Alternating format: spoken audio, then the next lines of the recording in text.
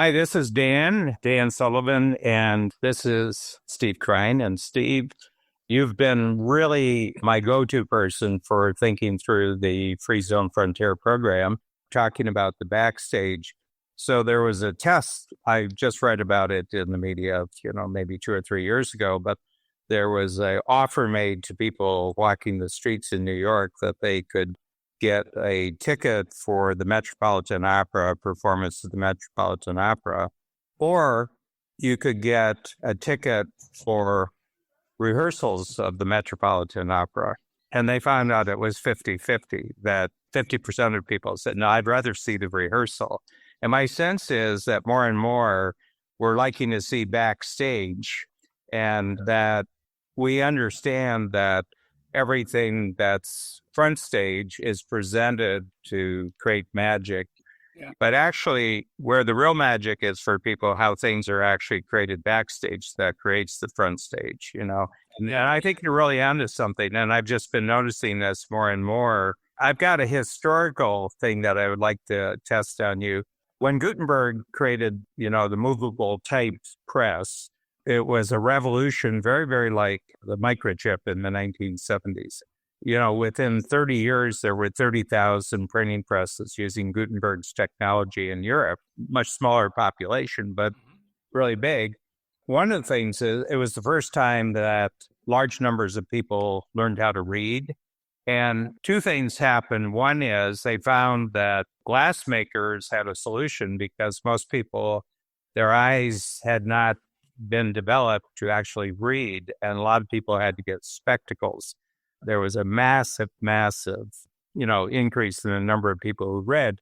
But the other thing is that reading had never been a personal experience, and what they found is that people were getting a book or they were getting a pamphlet, and they were going off by themselves and reading. All of a sudden, within about 150 years later, so you have to realize that things spread more slowly in those times. But you get a dramatist actually having characters talk to themselves on stage. And Shakespeare is the first author that we know where people are having conversations with themselves. Hamlet talks to himself. Lady Macbeth talks to herself. Iago, all these characters in Shakespeare start talking. And they had never had an experience of people talking to themselves. And the theory is that in reading, individuals started having conversations with the imaginary person who is the author, and they were starting to have conversations, and then they started having conversations with themselves, and that modern individual consciousness started as a result of Gutenberg. What I sense, and a lot of what you've said, is that I think because of the microchip, and we're basically 50 years from its full force, we're now having sort of a team consciousness emerging. And your entire startup health is an example of a team that's talking to itself. It's a very focused, very dedicated, long-term, disciplined team, army that you call it, but it's talking to itself. Do you sort of attach kind of the dimension that you see as being developed in Free Zone Frontier as it relates to startup health? Well, first of all, it starts with just who's in the room. Right. So if you take a Zoom call or you take a physical room, who's in the room virtually or in person matters the most. That's to start with the ingredients of who's in the room. If you even have just one person in the room with the wrong mindset, it can disrupt the whole balance of energy of everybody. And I find that the curation of people based on mindset and nothing else, not skill, not money, not achievements, not failures in the past, not successes, just their mindset today matters the most. And so in Startup Health, in Free Zone Frontier, the beginning, middle, and an end of the entire existence of these organizational structures or conversations are based on the quality of the people that are invited in, are committed to not only being in, but adopting to the norms, so to speak, of being a part of that community. Mm-hmm. So there are rules, right? There are rules around showing up on time and being present. There's rules about keeping things confidential. There's rules about judging and not judging, I should say. what people say, as ambitious as they are, as crazy as it sounds, by the way, outside the room, it's supposed to be a safe space. And so at the core, I know we've built Startup Health as a defined safe space. And I feel the same way when I'm in a free zone frontier. And again, it could be 8 of us like yesterday on a call. It could be 50 of us in a room. But open up your window on Zoom or walk into that room, and there's almost a feeling you get, or that you're with others who understand you. And so, I don't know if I'm answering the first part of the question, but the question with that's a big part of it. Yeah, the thing that I want to talk about is going back to your Startup Health example, because it seems to me that, most entrepreneurs, if we just take a look at entrepreneurs anywhere, they operate alone and isolated. And they may have some conference type activities or association type activities, but everybody keeps their secrets close to the vest. They keep their ambitions close to the vest. They keep their successes close to the vest. And what I was so struck by, that the great advantage if I'm an entrepreneurial company in Startup Health is I'm getting bypasses and shortcuts from literally dozens of different directions that I wasn't even looking for. I wasn't even looking for them. Oh, yeah. But people are just sharing their experiences. They're just sharing what's working. And it seems to me more and more that that's what I see happening in Free Zone Frontier is we walk into the room and it's kind of like going on the internet. I'm a big internet junkie and always have since it became available. I found this, I found this, I found this. And people said, well, there's programs that you can put on that they'll go looking for what you're looking for and they'll find it for you. I said, no, you don't understand. When I go on the internet, I'm looking for things I didn't know I was looking for. The mindset of the people that are in that room in Free Zone Frontier and Startup Health, which is this notion of, it's not about an entrepreneurial mindset. It's about a mindset of collaboration, of knowing you can't do this alone. You don't want to do this alone. And that is actually a defining one of the mindsets, right? Do you want to do it alone or do you want to do it together? If you want to do it alone, by the way, plenty of examples of people very successful on their own, that nobody wants to be a part of that orbit, or, being a part of that orbit is its own like little vortex. But in a Free Zone Frontier community, in a Startup Health community, in a big group gathering or an intimate group gathering, the idea is you're there to share experiences to help others. Sometimes there's an ask, and sometimes it's to give. More times, quite frankly, than not, you're giving. We have expert office hours every week. I think I've told you we've done them for years, but they've been reinvigorated. We now have, 50 to 100 of our companies coming on every one of them. They're twice a week now. Yesterday, this is one of those things we did a few years ago that we just brought back, but we did an open office hour where we didn't have an expert. The experts were the community. So every usually expert office hour, we have a couple of guests and then people ask questions and there's conversation. But on these, it was an open conversation between 50 entrepreneurs. And the question we said was, what is the biggest decision you need to make today? And what's keeping you from making it? Give everybody a couple minutes to think about it. And then the idea was you share what your biggest decision you're struggling with right now, what's keeping you from making it, and then open it up. And I don't answer, and nobody in Startup Health answers. The community is forced to answer. And we just sit back and wait. And what happens as a result of that is the most unlikely people speak up and share experiences. And those who open up and share what their big decision that they're struggling with leave with answers or ideas that they didn't even know were possible. And I watched it happen in real time 12 times within an hour yesterday, where people got the power.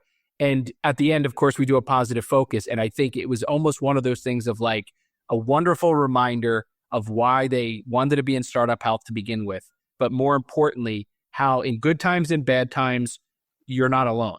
And so that's a mindset that doesn't exist in every entrepreneurial community, in every Zoom call. I've been on plenty of Zoom calls where, it's actually not about anybody but you. And so they're not fun to be on either way.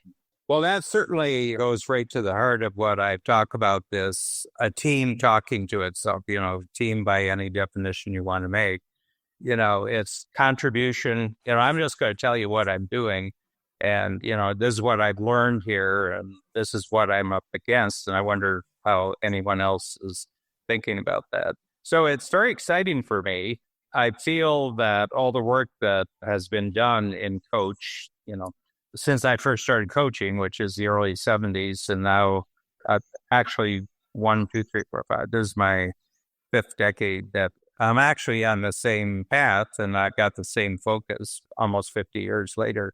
But it seems to me that in one way, I can just contextualize everything I've done now as just getting ready for now, just getting ready for what's going to take off now. Because I believe that we go a year into the future and we check back what we thought was going to happen.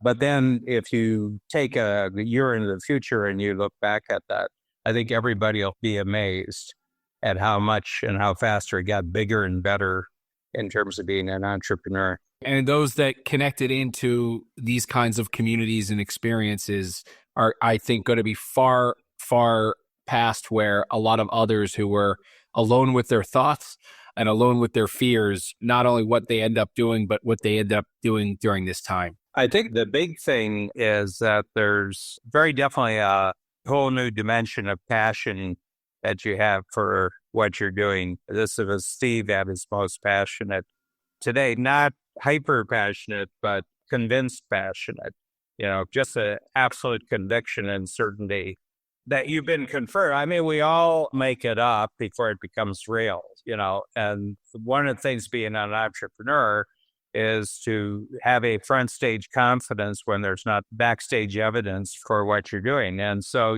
what I found is that probably the essence of Free Zone for the members of Free Zone has become very confirmed during the last 8 weeks in a way that it wasn't. I did a 10 times connection yesterday afternoon, and the 3 questions were, where personally have you made 5 years progress in 3 months? In what teamwork area have you made 5 years progress in 3 months? And in what area has your company made 5 years of technological progress in 3 months? So I always do 3 new questions before each workshop. I think of them before, I got about an hour before I have to get them into Kathy, and then she does it. And the reason is I want it to be as fresh as possible of where I am and where I think people are. So I've never repeated, we do 3 new questions every time, but it's really, really interesting. I mean, we had people from India yesterday, Australia. I mean, they're getting up at 2 and 3 in the morning to be on. So it's really great. But I'm really excited. One of the things I said, and we talked about this in the Free Zone, just how calm everybody is.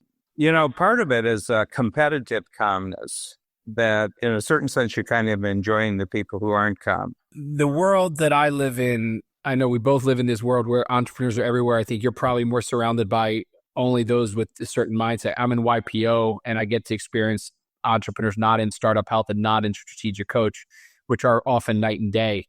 And when you see people disconnected from community of confident, ambitious, calm entrepreneurs, you can kind of see that, I hate to say going off the rails, but some of them sound like, and these are really like smart, accomplished people that usually have it all together, and you just see them going off the rails. They have their act together, but they're isolated.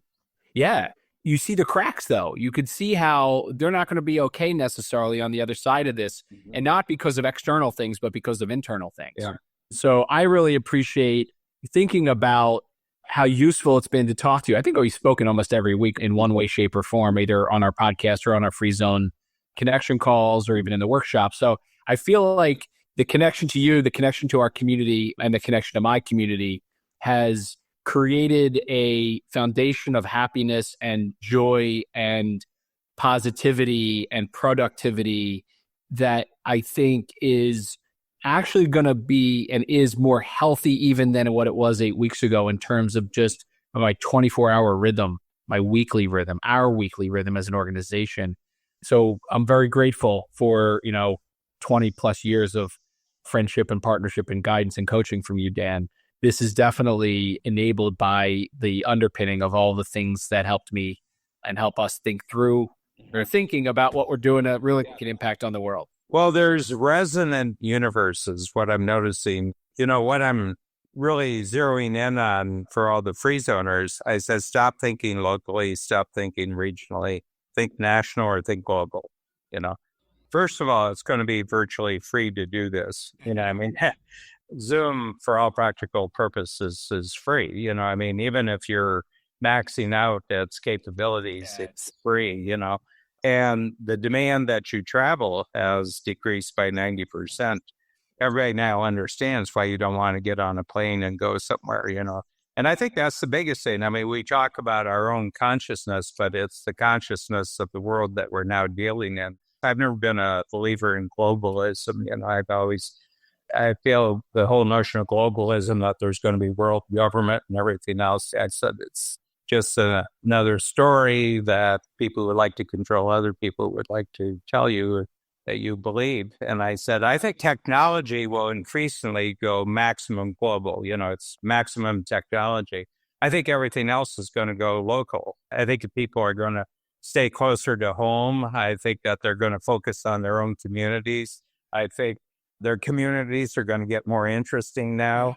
They're going to find joy in local. Yeah. It was funny. Babs and I drive about 3 hours to get to our cottage, and it's not major highways for about half the trip. You're going through little towns. Some of them are just four-corner towns, but some of them, you could tell maybe 100 years ago. And I said, I bet every one of these towns was a lot more interesting 100 years ago than it is today. Yep. And my feeling is that local is going to get interesting again. Thank you, Dan. Take care. Bye. Bye-bye.